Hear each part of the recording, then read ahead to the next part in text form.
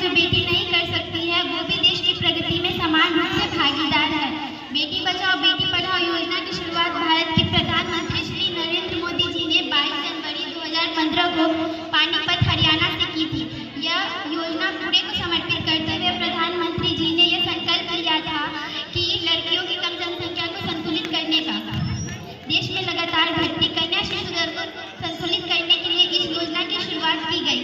किसी भी देश के लिए मानवीय संसाधन के रूप में स्त्री और पुरुष दोनों एक समान रूप से महत्वपूर्ण होते हैं।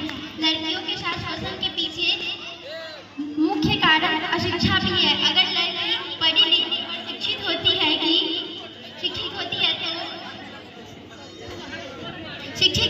तो उसे सही गलत का ज्ञान होता है।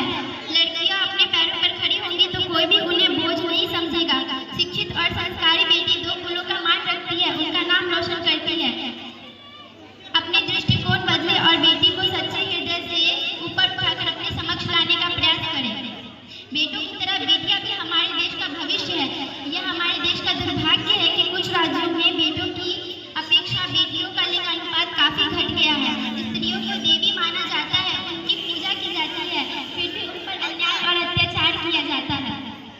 आज हमारे देश की बेटियां हर मुकाम पर सफलता प्राप्त कर रही है, चाहे वो राजनीति हो, खेल हो या अंतरिक्ष यात्रा ही क्यों न हो।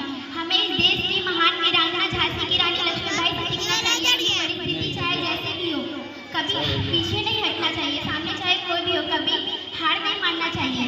भारत देश की बेटियां गौरव है यहाँ की। हमारे देश की बेटियों को लक्ष्मी माना जाता है, कृपया उन्हें उतना ही सम्मान दें। मैं आप लोगों से नम्र निवेदन करती हूँ कि आप अपने बेटे और बेटियों में कभी फर्क ना करें, उन दोनों को समान रूप से प्यार दें। चलिए अपनी वाणी को विराम देना